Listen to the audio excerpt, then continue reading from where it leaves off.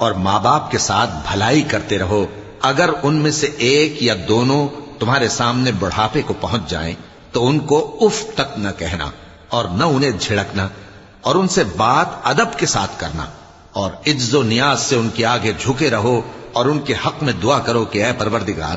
جیسا انہوں نے مجھے بچپن میں شفقت سے پرورش کیا ہے تو بھی ان کے حال پر رحمت فرما، جو کچھ تمہارے دلوں میں ہے تمہارا پروردگار اس سے بخوبی واقف ہے،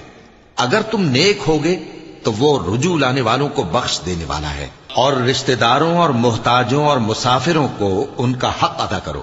اور فضول خرچی سے مال نہ اڑاؤ